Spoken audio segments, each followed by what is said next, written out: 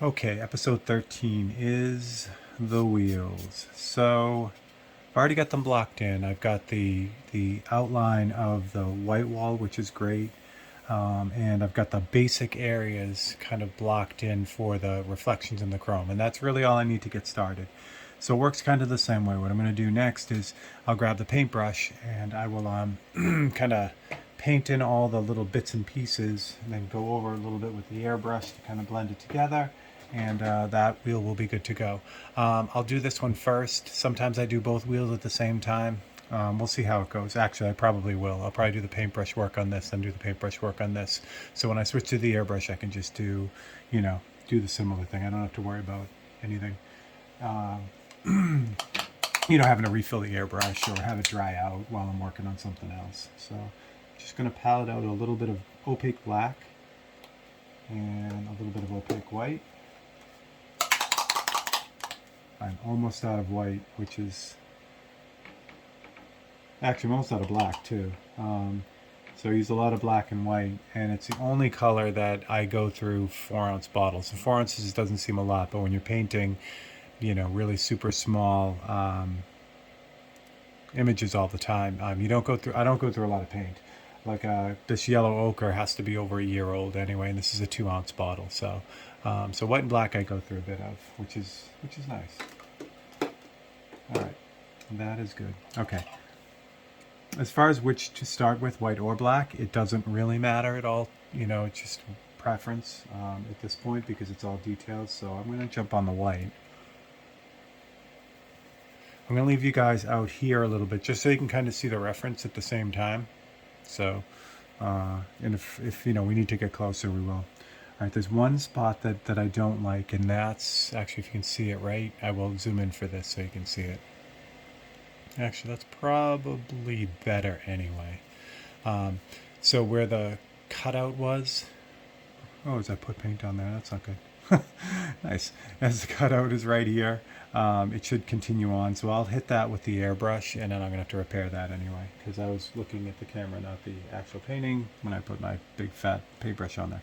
All right, so I got white here. So I'm going to start with the white wall, get that out of the way.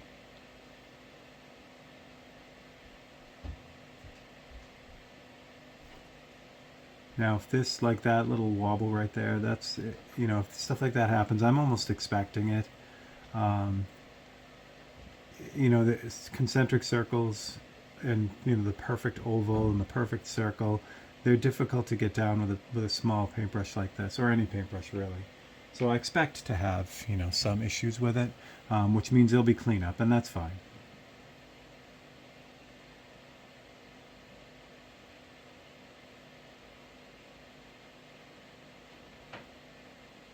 And with these long, just like with the stripe, well, I didn't actually have to paint the stripe, but any of the long lines, I'm always looking just slightly ahead of the brush to kind of make sure I'm going where I want to go.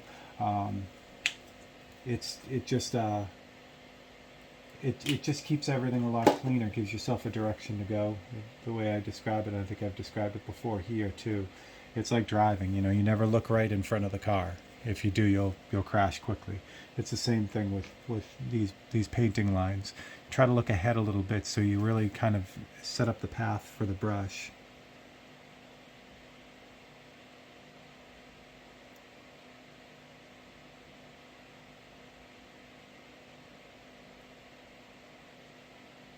The round brush goes around these corners really well too. It rolls with the corners, which is nice. If not, I'd have to turn the painting because I'm really only using the end of the brush, the very end of the brush. So as I roll the brush around a corner, round brushes tend to hold that point as they go around corners. Flat brushes will kick out to the side, or and kind of make a little extra kind of thing that you don't want.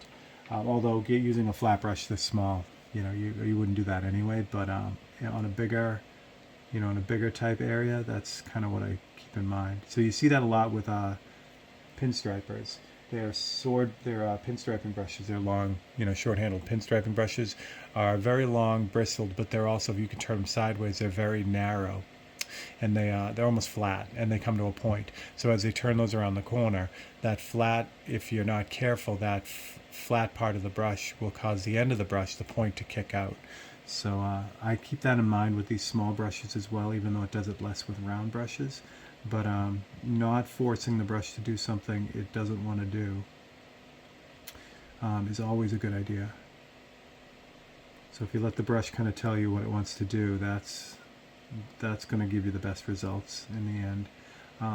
Which when you like I said, when you try to force it like around a corner, and you can feel the brush really doesn't want to do that, it's almost straining to hold its point, that's when it'll kick out. So that looks good. That looks good. There wasn't that much extra damage on that, which is good. All right. Well, again, I was thinking, white or black, but at this point, honestly, it really doesn't matter between the two. So I'm just going to pick out different details with the white.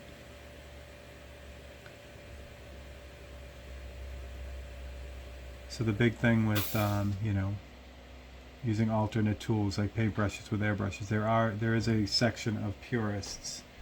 Yeah, there's a section of purists, I guess, in everything. Paintbrush artists. I've met paintbrush artists that would never use an airbrush. They, just have it in their head that it has to be all paintbrush. And I'm sure there are with palette knife artists and, all kinds of artists, pastel artists or whatever, where they'll never use, another medium or tool with their chosen tool. But for me, it's about the final painting.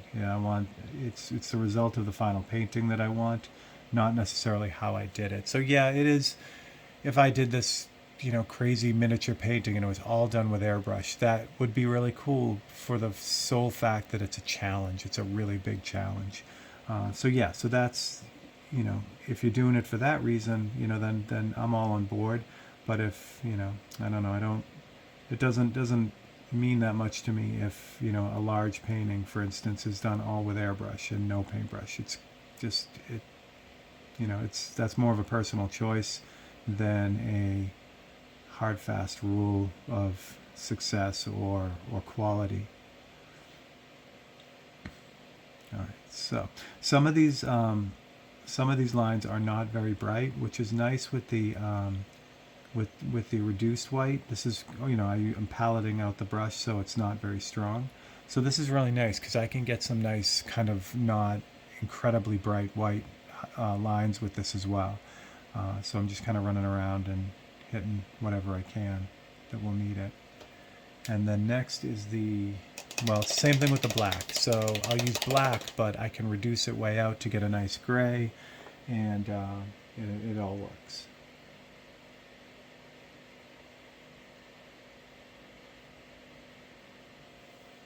Okay, so I'll clean up the slot and the wheel first.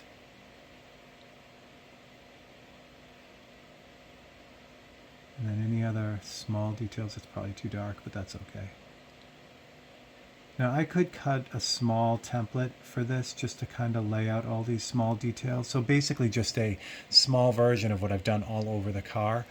At this point, this area is so well laid out, I can pretty much tell by just kind of going back and forth between the reference and the wheel where things are supposed to be. There are enough landmarks in what I've based out to kind of really make sure that I get things in the right spot. So that's a perfect example of what this blocking in stage really does for you. It just gives you that roadmap to kind of finish up the rest of the details. It's not, again, it's one of those things. Wow, that's way off. Why is that way off? This right here might be way off. I don't think oh no, that's interesting. All right, so here's a good check. So this little triangle right here is that little triangle right there. Okay, so see how the triangle is there, and then there's the ridge of the wheel right above it, just a thin line. If you look at mine, that ridge isn't there at all. The tire isn't there. So I have to make sure, I put this white line in the wrong spot. So I think what it is that I just missed the top of the tire there when I blocked it in. So what I'll do is I'll grab a photocopy with the tire on it, which this one will work. That's the pinstripe one. Put this in its place. And then I can, once I have it lined up, I can flip it back and forth and clearly see what's not lined up. Or what I missed, basically. So, get this lined up for real.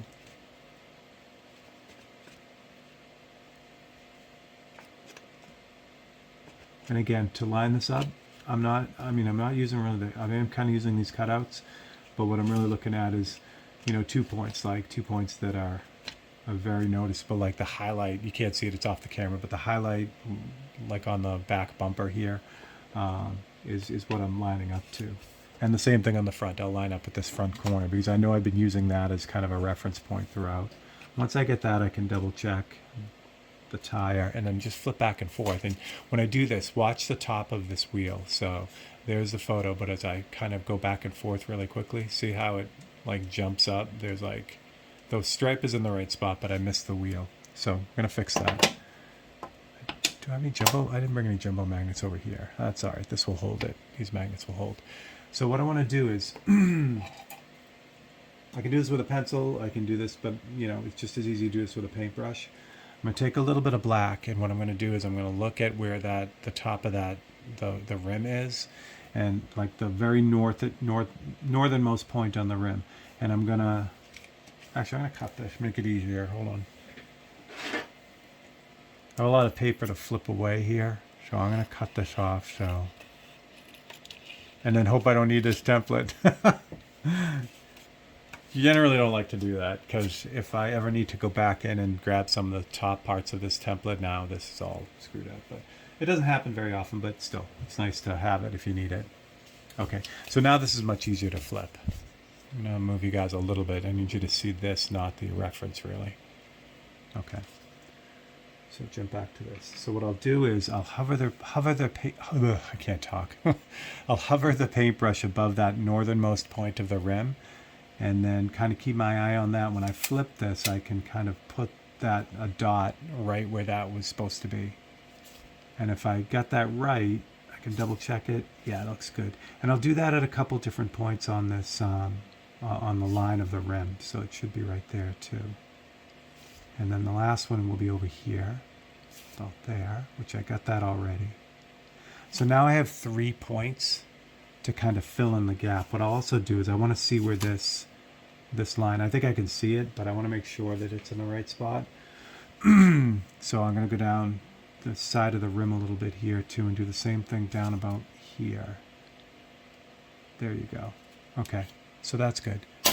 So now, again, I have reference points that I can kind of paint in the rest of that wheel, or the edge of the rim. So in essence, I had it right, but I painted it with white instead of black. And then I'll swing back into the tire like that. Excellent day. So that came about because in the beginning when I said I had a little gap there, I just didn't do anything with that. I didn't block any of that out, so nothing was there to kind of use as a reference. So that's kind of how that happened. Now the top of this, the white wall here gets kind of lost in the shadow, so I'm not overly worried about how bright that is. That's going to get airbrushed out. And we might as well start the repair on this little blob here too. This guy here. So with the repair for the blob, I could do a lot with it. I could try to erase a little bit of it and scratch it out. It's really thin, so it doesn't have any dimension to it, which is nice. So I can take the paintbrush and just kind of go over the darkest area where that is, like that. And then when I go to airbrush in the other details, just to soften it up, I'll just hit this really lightly and it'll blend it right in. It'll be gone. So that's an easy fix. As far as this little guy that got onto the tire, that's a little bit different because I got to kind of remove some of that. So what I'll try first is the eraser. The nice thing is that white doesn't have, it's very reduced, which means it doesn't have a lot of binder in it, which means it's not going to hold on very well. So what I got to be careful of is I want to get through that white, but not damage the black underneath. So this is actually a typewriter eraser, Venus 605B. It's a very aggressive eraser. It's very just gritty, hard rubber. But I'm going with an extremely light touch with it. So I found this works better than using a softer eraser and digging in more. The softer eraser tends to grab the paint sometimes and pull off a lot more even though it's softer. This is extremely aggressive. If I really bear down on this, I can actually remove paint with this, even with the Wicked, which sets up really well, dries really well and hard. But this, and that's perfect. That'll work really well. That took the curse off that. When I go to airbrush in the shadow that's there, you won't even see that. So that's an easy repair. All right, so I was working with black, I think. Okay. So yeah, just rinse and repeat. It's just kind of running around, adding those little details that are really like these paintbrush lines are super. I mean, I can't do them with an airbrush. I can, cut out, like I do that slice technique to get those thin lines, but at that point you're doing twice as much work as anything. You're not saving any time at all doing that. So, yeah, that's probably not right either, but that's okay. There's no black line there.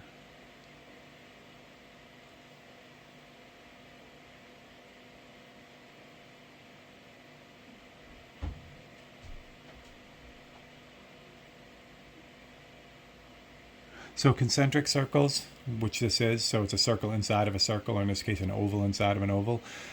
When I'm doing anything like that, I learned a great trick a while ago. So it's the same kind of thing as when you're doing that line. When I'm doing that line, I'm always looking a little bit ahead to make sure I'm going in the right direction. So with concentric circles, I do the same thing. So as I'm painting these concentric circles, I'm looking at where the paintbrush is going, but I'm also keeping an eye on the outside edge and the other circles, and I'm using those as a guide. So I'm not just focused on where I'm painting. I'm focused on like back here too. And if you do that, or when I do that, it holds that, it keeps you honest. It keeps that curve in line with the outside curve or the inside curve.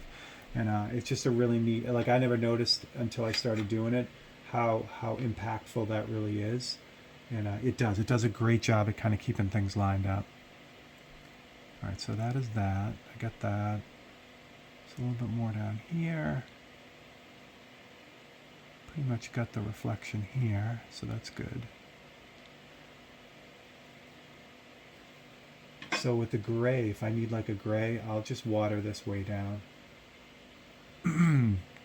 Like this triangle out here actually extends farther, and there's shading in it, so I'm going to give myself the edge with the paintbrush, and then I'll use the airbrush to fill it in.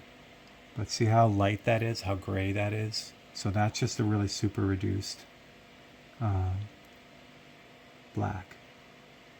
I could mix up a gray. There are two ways to do it. You could think transparently like I'm doing, or you can mix up a gray and go opaque, which is totally fine too. It's just a different way of kind of attacking it. In the end, this painting will have a slightly more watercolor feel, excuse me, than like an oil painter type feel. Where the oils or acrylics can feel very solid, which I really love, but having the transparency and that that gray being developed by seeing through it is also kind of a nice effect. I don't know. I do use them both. I can't say that I use one more than another, or there's a reason that I would choose one over another. It's just really the way the final painting needs to look. A little bit of gray there, I got that.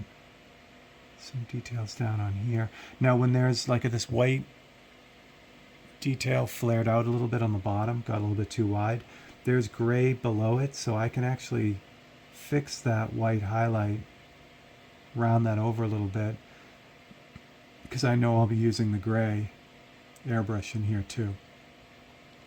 A line there, a lot of airbrushing in there.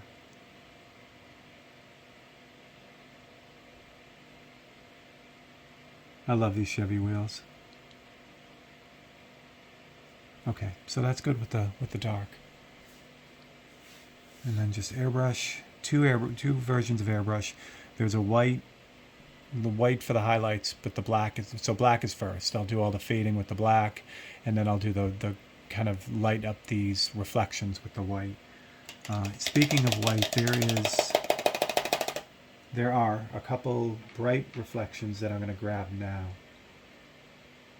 because I'll need to have them ready when I go to flare the the white, the reflection. So there's one bright one here. The little rims of the details here are kind of bright. And then there's a bright white highlight that goes across the hub here. Get all those. This is bright enough. I don't need to do any more with that, really. It's another little highlight on the bottom of this slot. I think that's good. Actually, I'll extend this one out a little bit. There we go. Good. So already it's coming together with those details. So that's kind of nice. And I lied to you. I'm looking at the time. We are 21 minutes in. I keep these to a half an hour. So what I'm going to do on episode 13 is I'm going to airbrush this wheel. And then on 14, we'll finish this other wheel, and then we'll be able to move on to the chrome. So I think that's going to be a good way to do this. So again, for the airbrush side of this, it's going to be black first, the dark first. Again, this just kind of locks everything in. And for this part of the airbrushing experience, I'm going to be using the Iwata Custom Micron B. Again, this is a super fine detail brush. It's a 0.18 millimeter nozzle, and it's gravity feed, so it can run at a really low pressure. And for getting tight in here with just really subtle grays, it's going to be the way to go. So I think I'll use 10 to 1 or 1 to 10, which is 1 part paint to 10 parts reducer. We'll start with this and see how it goes. If this seems too dark, I'll jump to the 20 to 1. And I am going to zoom you guys in a little bit more here because it's worth seeing this close up. Really close up. There we go. Okay. And I know that changes the audio. As soon as I get this, the rest of the big station worked out, we'll be able to do this and the audio will be steadier. It won't change in volume. All right. Test this off to the side. Looks good. Okay. So I'll start with a bigger area like this little section that I kind of lined in. It's a good place. Oh, you know what I'll do? I'll take that back. I'm going to start on the shadow on the top of the wheel. That'll be a good place to test out the airbrush, make sure everything is working. Low commitment there because it's really just a fade. And I can really test out the airbrush and this reduction of this paint to make sure that it's all working. And as this brush usually does, it's working great. So there are no surprises. So with this 10 to 1 mixture, it takes a while to build up. So I want this really dark. So in order to do that, I just have to be really patient with it and just keep going over it. The payoff is you get an insane amount of control and you still get that opacity that you would get out of the straight up color, which is great. So there's that shadow that I missed earlier. Now I can go on to some of the more intricate parts that I know everything's kind of working well.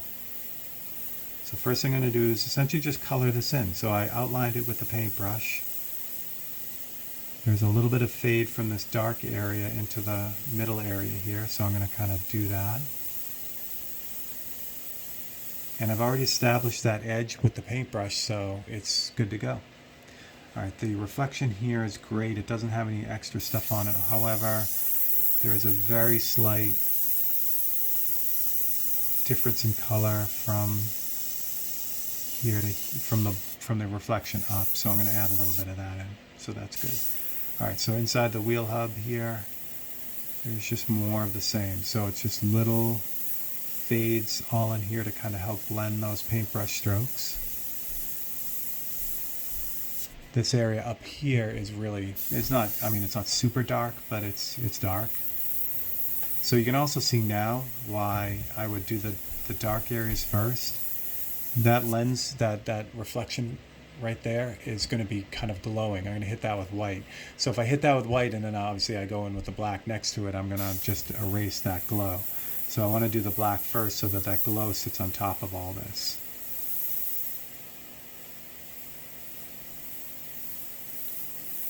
Now the solution, if you don't have a brush that's a monster like this, I mean, I'm of the idea that if you're into this and you're really kind of working with it, an investment like this brush is so minor, it's ridiculous. I think about all the different hobbies and, you know, not only hobbies, but just things we do.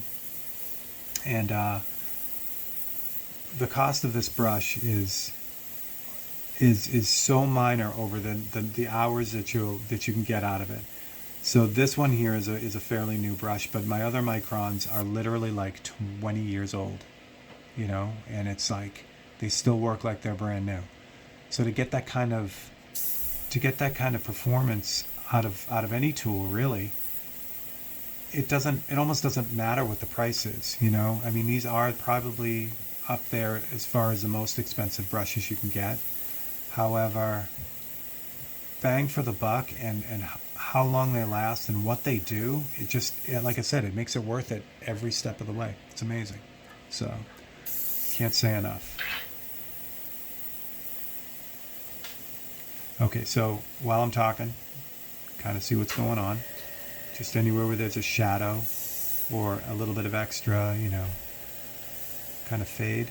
If there's an instance where, like, along this front edge it needs to be a little bit more black, or, you know, sharper, you know, I fight the tendency all the time to, you know, just say, oh, you know, it looks fine. And just, you know, keep going. But it's super easy to just kind of, you know, stop and kind of go in and bounce back and forth. That paint isn't going anywhere. You know, it's reduced enough that it's going to be fine if it sits there for a little bit. So it's totally worth jumping back and forth. I also noticed that, where was it? Down here there's a little bit more white than I have. So I'm going to get that in there too. Right in here there's another reflection that I missed. And trust me, these tiny reflections, these little additions, are what absolutely make the painting. They pull it all together. They really, really make the painting. And I can't stress that enough. All right, this white line over here is a little bit too broad, so I'm going to pull that back in with some reduced black. And it's nice again because I have that darker reflection right above it. I can use that. Actually, it's too reduced. Gotta wait for that to dry a little bit now. There we go. So that's, I can just kind of run in and correct that like that. Good. All right, so now just the black, the white, which will take just a couple seconds because there isn't much of it. This is the frosting on the cake. So in a very literal way. So you think about a cake and everyone loves frosting. Well, most people love frosting. But even the people who love frosting, if you have a cake that's the size of a cupcake, but then has enough frosting to make it the regular size of a cake, so you have like a foot of frosting, that's too much frosting. It ruins it. I don't care if you love frosting, that's still bad. So the same thing with these highlights. They are the frosting. So I'm gonna glow, make this highlight glow. I'm gonna make those little guys glow a little bit, but sparing, real sparing. It's so easy to hit everything because this is a fun thing to do, you know?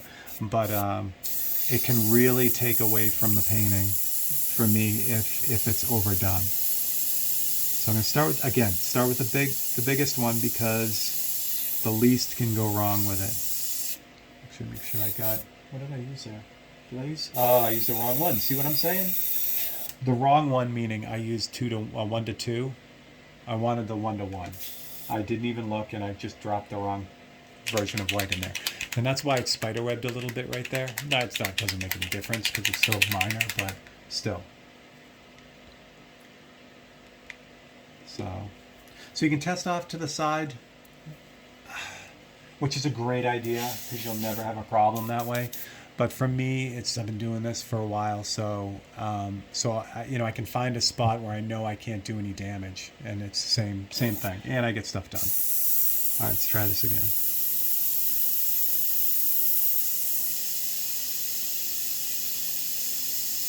There we go, much better. Much better. Actually, I kind of hit that a little bit too hard, but see that kind of lit up a little bit. It's just what we want. So now the other ones, the small ones, again, it has to be super, just barely there. I don't want to go nuts on this. Same thing with these guys here. I just want to give that little indication of that glow. And that's it. That's all it takes. I mean, trust me, all I want to do is like go nuts and spray that everywhere. Like, oh, right in the middle too, and on the chrome here. And actually, now that I think of it, there is some up here.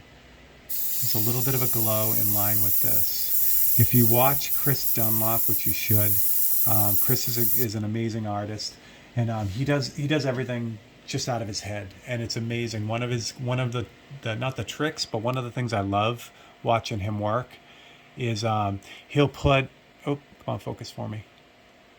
There we go. Actually, I'll move you guys around a little bit. There we go. He'll put highlights in line in Chrome. So they'll put a highlight up here, and it's just it's just the way he does it is amazing. So that's it. So there's a little bit of a glow there, but now you look at this wheel compared to what it started out as, and it's a whole different deal. So that's it. All right.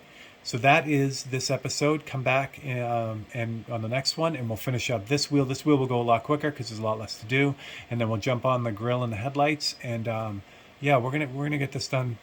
We're gonna get this done. So there we go. All right. So for Open Studio and Steve Leahy, don't forget to like and subscribe, and share this with everyone you know. And I will see you next time.